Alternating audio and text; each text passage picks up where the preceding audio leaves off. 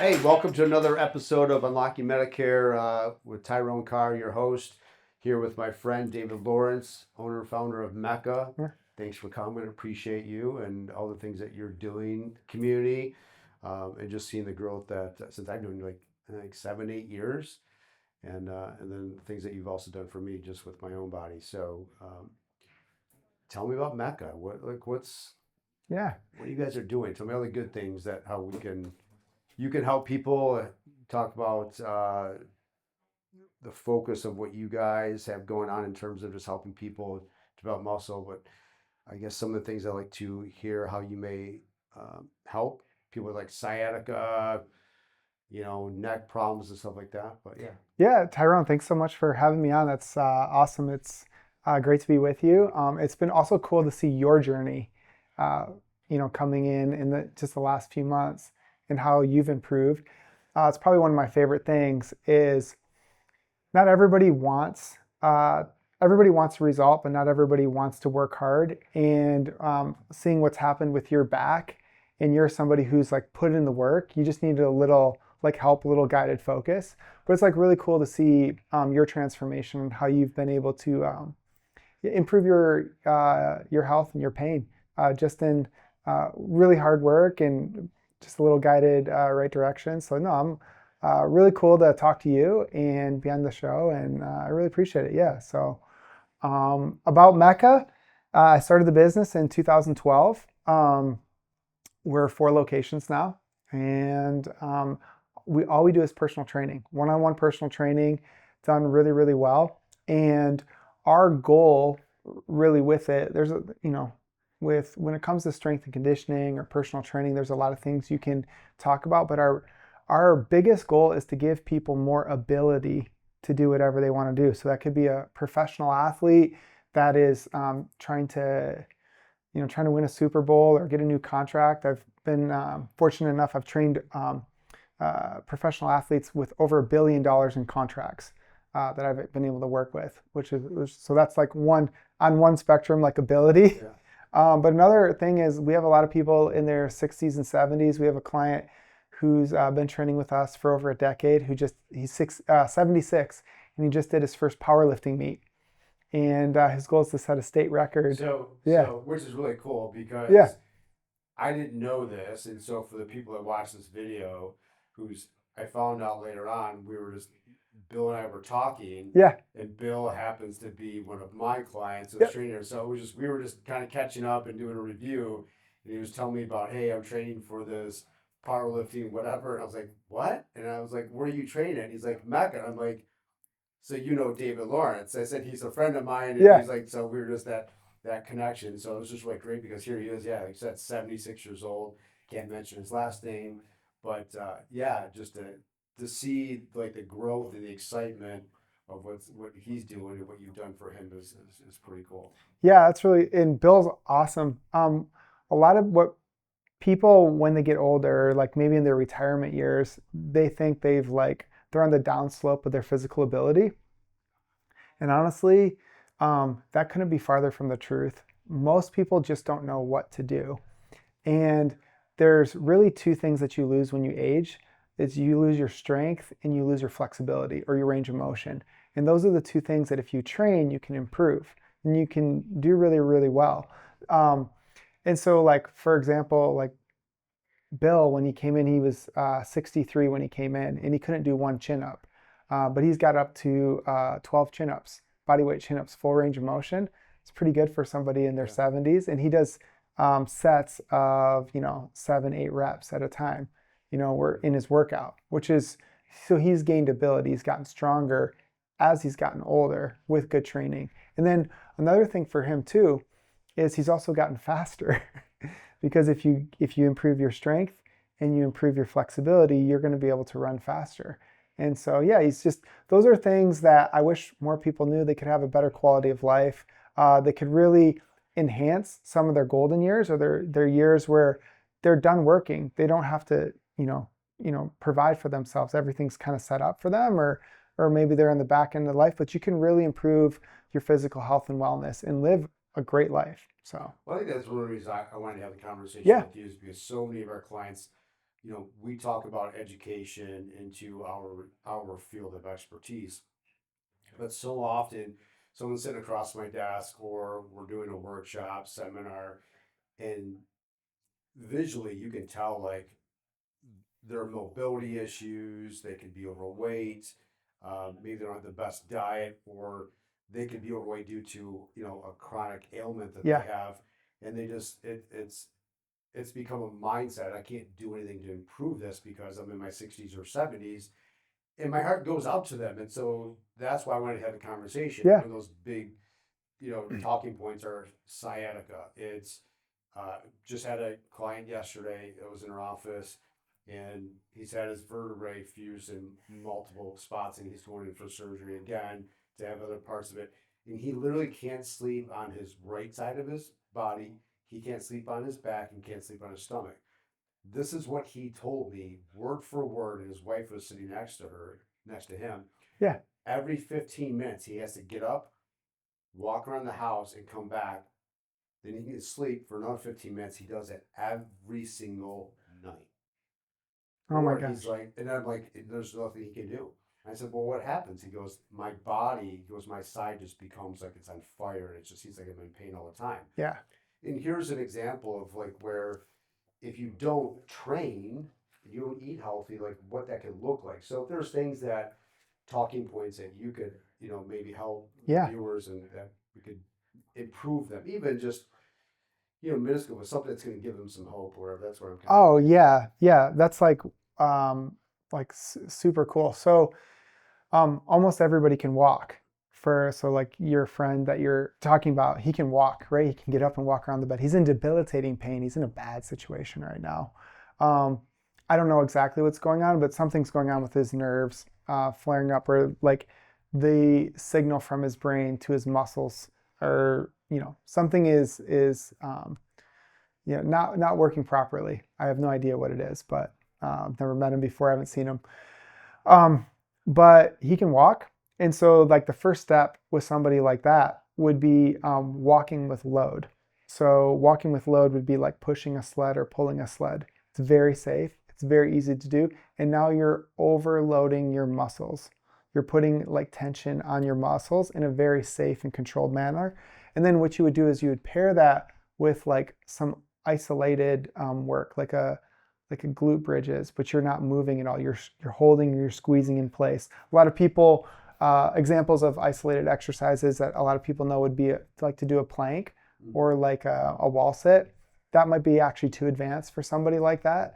But doing something like where they're supine, so they're lying on their back and they're just lifting their hips up.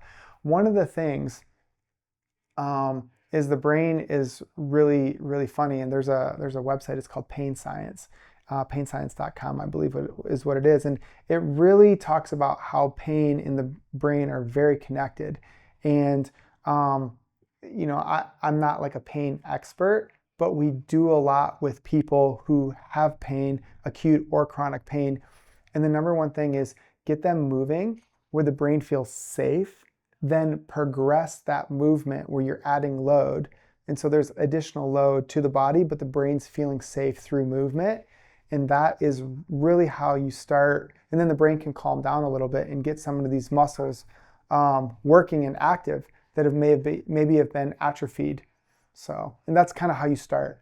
But that's what I would recommend. Well, I think that was one of the things that, for the viewers, like I had come to you back in December and share with you the chronic pain that I was in. And my back, and I went and had x-rays. Looking at my hips were like this, and then my spine coming down, and was like someone had taken a tennis ball and pushed it out. Yeah. And just being in chronic pain. And that was one of the things that we talked about. I just said, David, I don't want to be in pain. Like, it wasn't about lifting heavy weight anymore. Sure. It was no longer about, hey, I want to look a certain way. I'm like, I just don't want to be in pain. Yeah. And so in conversation with you, you're like, hey, just give me 4 months. And I was like, and at that point, I'm willing to do anything. I think most people are willing to do anything just to be pain free. And so to see the progression over a month and 6 weeks, it was right around there is when I was like, gosh, I'm not in pain. Like, not so much walking, it was laying down, sitting in a chair, sitting on a couch. Yeah. I couldn't be in that position for a long period of time. And now it's like, wow, it's amazing how like And now you start having the confidence again, like, maybe I can really start pushing weight again. Yeah. And so that was like some of the stuff that like I noticed immediately, and that just really brought just my quality of life. And I'm like, I'm only 48 years old. Yeah. What does 10, 20 years look like down in in the future? And so that's what really stood out to me, and how much appreciation I have for what you do and what Yeah. you guys have done here at MECA. Yeah, thanks. No, strength training can be really powerful. The thing with strength training is it can either really help you or it can really hurt you, but it has to be individualized. And that's the thing that most people don't understand is that they do like a random workout, whether it's, from they've seen it on the internet, or they're in a group class, or, they're trying to be healthy, they're trying to do their best. But getting like a specific workout for you that's going to take into, we call it structural balance. So really understanding what's going on with your body. Almost everybody has muscles and in parts of their body that are really, really strong, and then that are really, really weak, depending on your lifestyle, maybe the sport that you played, maybe an injury. And everybody has compensation patterns. And the first goal of training should be to isolate those weak parts of your body and bring them up so they're no longer lagging, and then that makes the whole organism stronger.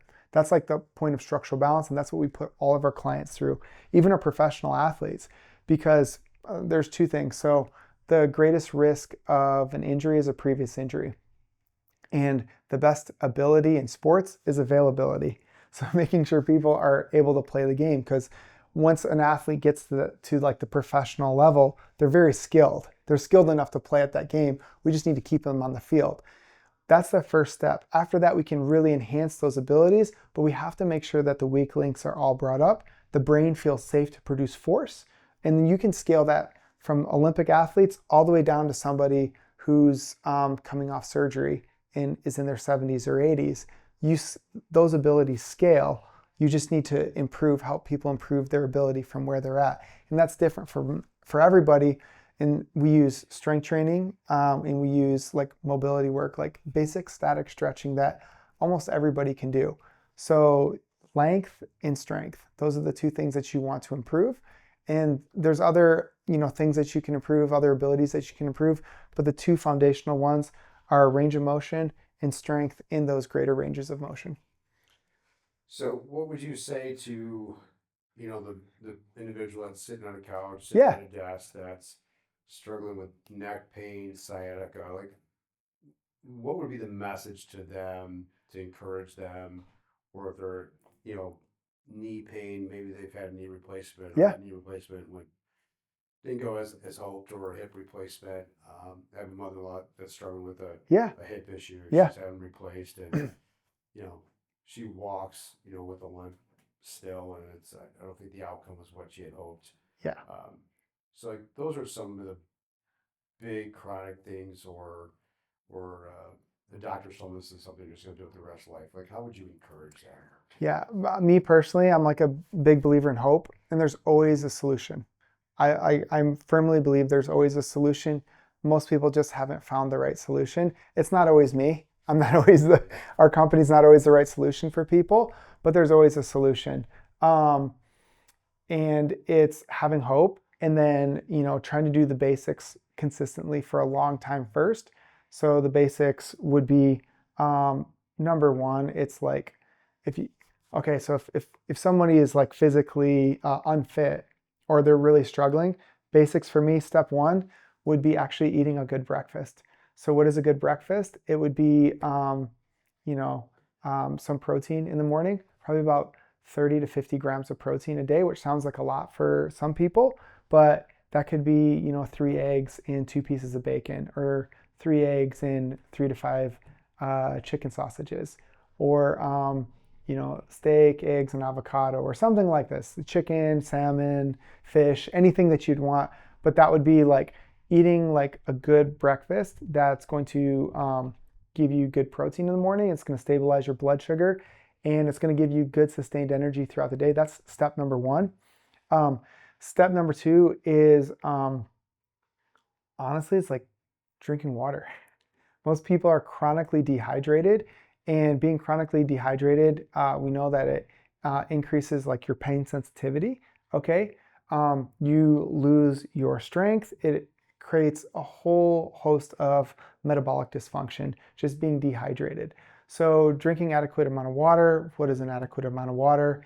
It's about, I recommend people drinking about 0.5 ounces of their body weight. So if you're somebody who weighs 200 pounds, it's 100 ounces of water a day. If you're somebody who weighs 150 pounds, it's 75 ounces of water a day. Not crazy. But those are like the two basic things that I would start Now, doing. so speaking Yeah. to the water Yeah. consumption, Yeah. let's say you have like my mother-in-law, Yeah. who's a chronic Diet Coke, Diet Pepsi Sure. drinker, and you have to tell her to drink water, but she will drink several cans of Diet Coke Sure. in a day, Yeah. and she's got the issue with the hip. Like what I've heard is for every ounce of caffeine you drink, you should drink 2 ounces of water to offset the pop or coffee Yeah. consumption. So what is your So actually my first client I ever had, she was the head of international IT for Chrysler. The first client I ever had in Michigan. And they put her on leave for work because she was too sick to work anymore. She was a brilliant person. She spoke 6 or 7 different languages, and she worked all hours of the day around the country. So she would take a phone call from Europe. She'd take a phone call West Coast. She'd take a phone call from Asia all nights of the day. Brazil, doesn't matter. And but she was put on leave for work because she couldn't function anymore. Her vitamin D level was 6. It's not good, right?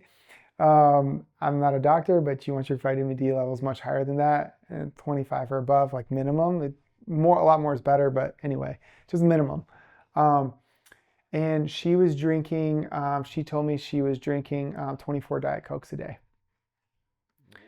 Yeah. wow? So she asked me, "Hey, David, are you going to take away my Diet Coke?" And I said, I won't use her name, but I said, "No, we won't take away your Diet Coke." She was pretty overweight as well, right? But I said, all right, so you do 24 a day. Can we do 20 a day? Can we just this week, can we focus on doing 20 Diet Cokes in a day? And she's like, yeah, I could do 20. So first day she did 20. She was like kind of motivated. So she did 18 the next day and then 16. So by the end of the week, she was down to 12, just on her own volition. I said, hey, you're down to 12. Do you think you could do 10 for this week?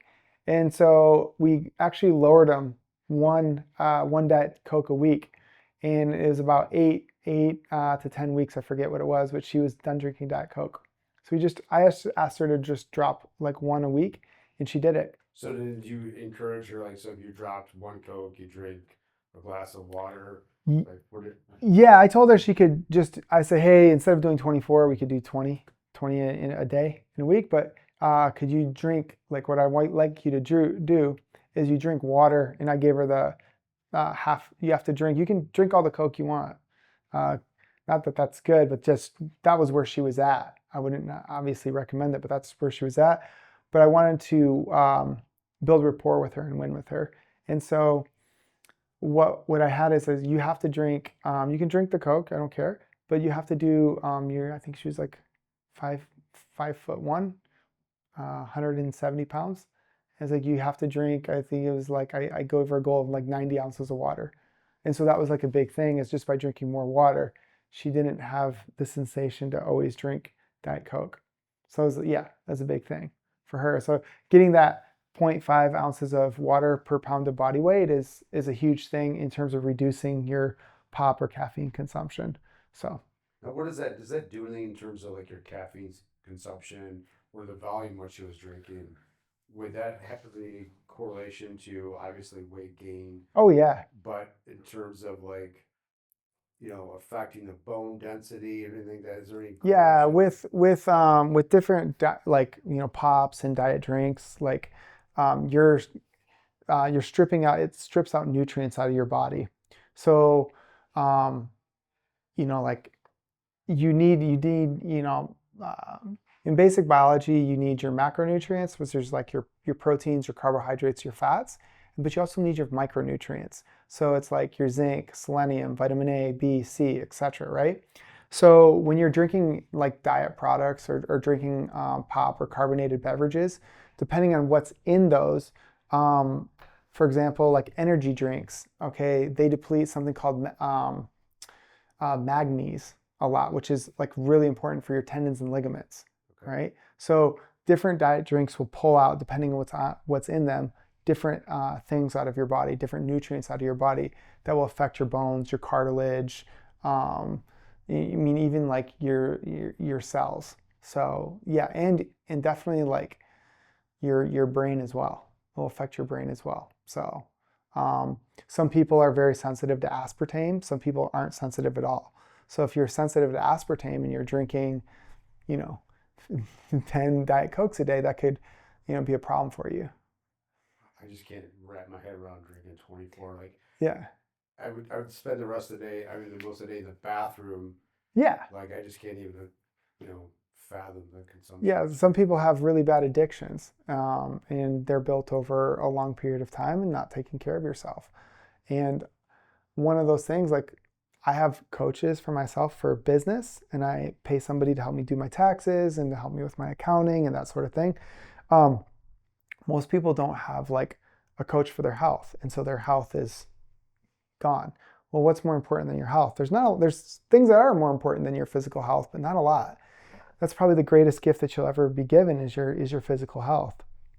And most people just haven't taken care of it at all. It hasn't been a priority until it's an issue. And one of my favorite things is helping people get their health back where things have kind of gone sideways. So, Okay. yeah. Could you show us some like exercises for people that do have sciatica? Like maybe they can't get out of a chair, or maybe it's a chair they're maybe bound to. Is there some things that they could do in that chair? Maybe just some little wins that might help motivate them to maybe take some next steps. Yeah, it's really tough for me because it could be so many different things going on. So somebody could have like a glute that's not firing, a glute max, a glute med. Somebody could have like your QL and your psoas that's like it adheres together, that's stuck together, that's like causing like the pelvis to be pulled. So it could be a lot of different things that I wouldn't like know specifically. Um, Things that are so the answer is it's individual, but things that could be really really good for people with sciatica, usually not always, but usually is more movement is better. So like walking is like great. First, also like if you're having trouble walking, possibly swimming. Those are like two things that are really really good. So those are like would be the basics that I would recommend. Um, I would just say like I mean I can show you some exercises that you could do that are pretty basic, but some people it might flare up their sciatica. Yeah. It might be counter helpful. Absolutely, yeah. Yeah. So it's very individual Yeah. though.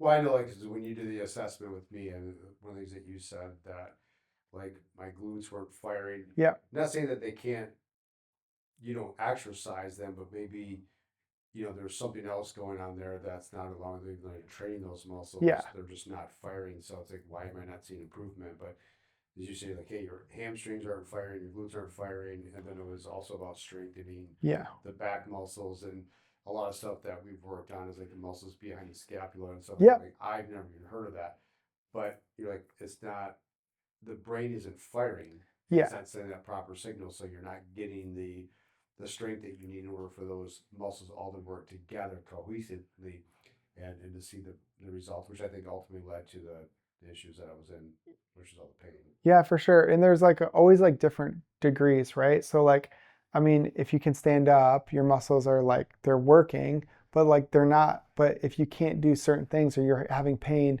they're actually not going to be working to what they should be. So they're not. It's called like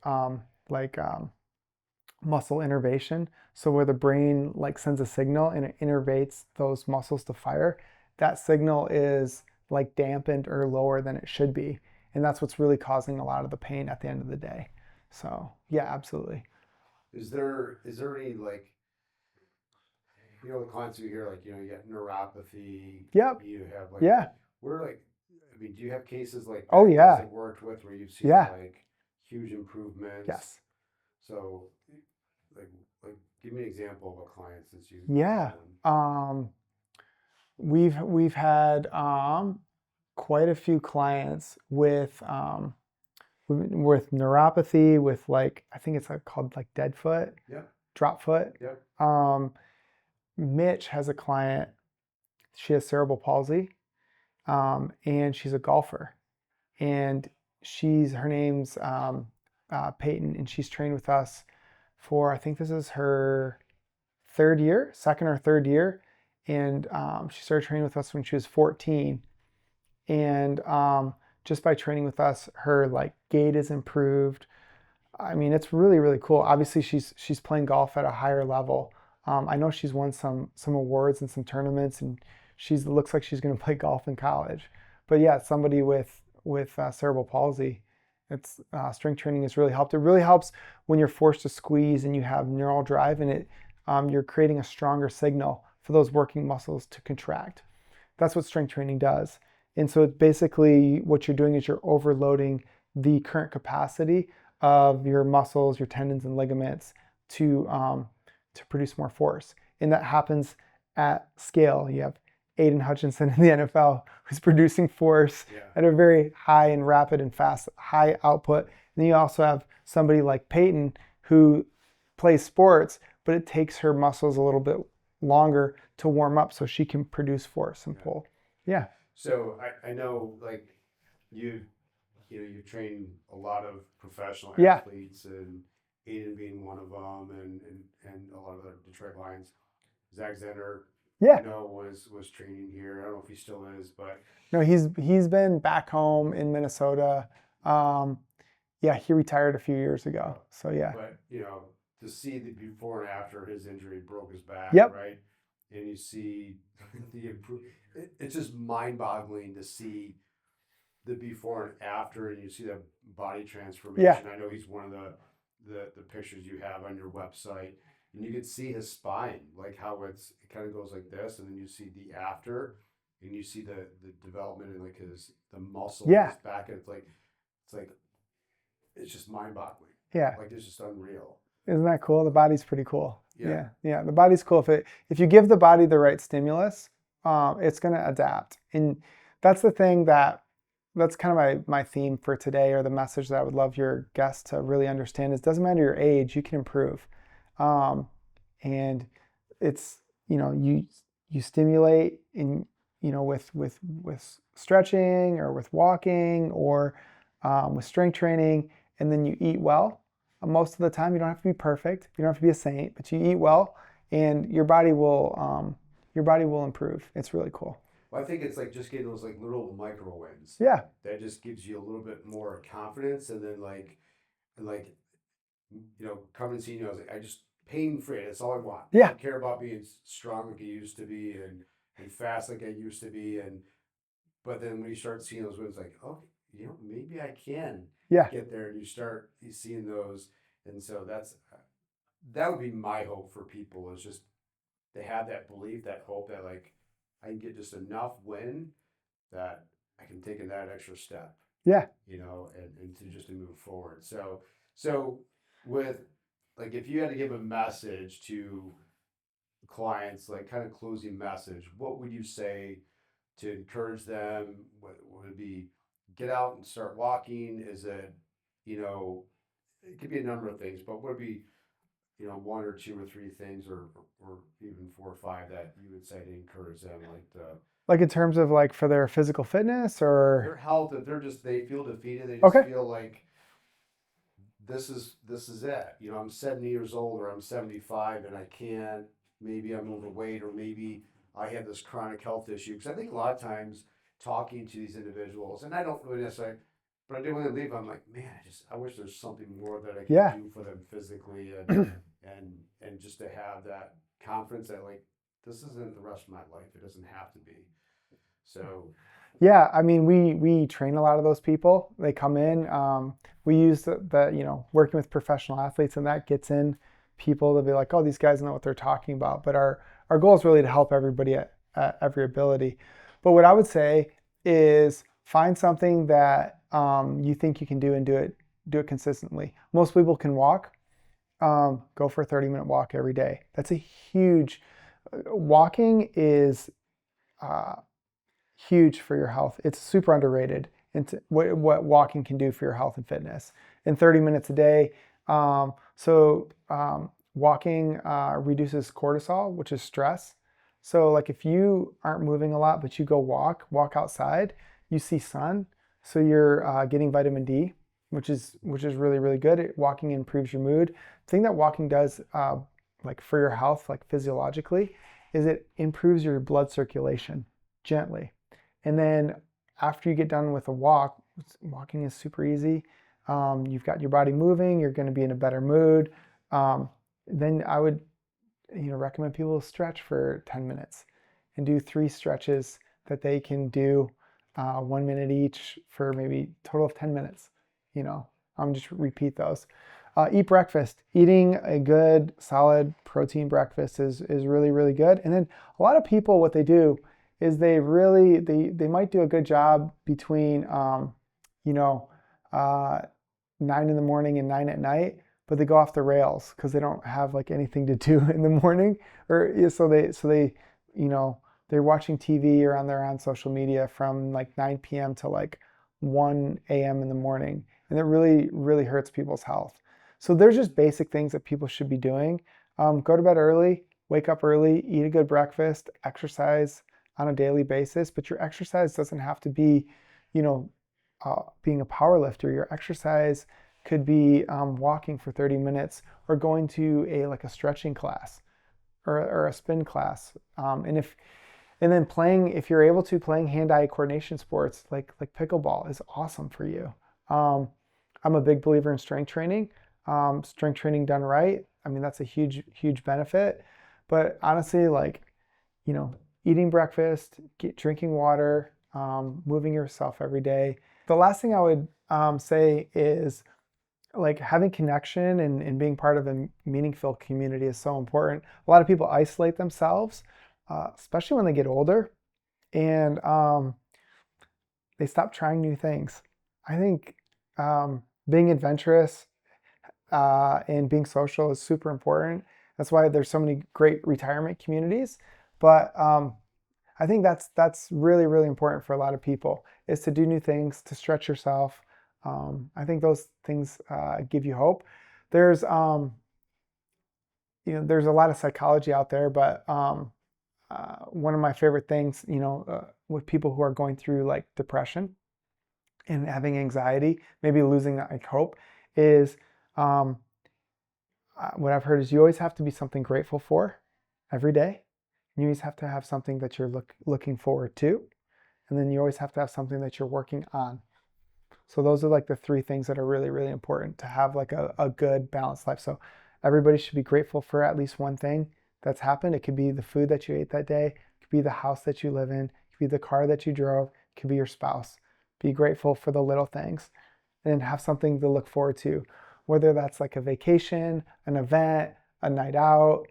It doesn't matter, but have something that you're planning to look. That's why planning vacations are so important for people's mental health, because they have something to look forward to, and then have something that you're working on. So I think your body is one of the best things that you can work on and improve. So that would be like my message. I like that. Yeah. I like that. I'm going to say this because you've heard me say this a Sure. few times, but for the listeners, I champion you just as a person. You've heard me say this, but I'm going to say it again, and I'll always say this about you. And every time I'm telling a story about you as a person, as a father, as a husband, and just everything that you're doing here is great with inside of the community, the professional athletes, the collegiate athletes, to the teenagers, and I know we're going to talk about my daughter after this. But for the people that watch this video, the very first time it wasn't the first time I met you, but this is the impression that you left on me, and I love it. Is when you and your wife were pregnant with your 4th child, and you've heard me tell this story, but Okay. this is for the viewers. And I'd asked you, I said, David, are you and your wife going to have more kids after this one? And you looked at me dead in the face, Okay. and you said, Tyrone, I just love the crap out of my wife so much. I can't keep my hands off her. Yeah. And then here you guys have 5 kids. Yeah. And I just think that to me was just awesome because I know you love your wife so much and you love your kids. And this is also why you're doing this and stuff like that, just building something dynamic. And I know you Thanks. just genuinely just care about people and everybody that meets you just knows that like you're just an awesome dude. And I know you're extremely humble, but the things that you're doing with Aiden Hutchinson for the viewers and just a lot of other great people. So thank you for what you do. Oh, Tyrone, thanks. Thanks for gassing me up. Appreciate it. Thanks for having me on. This is great. Appreciate you. Awesome, man. Until next time. All right, cool. All right.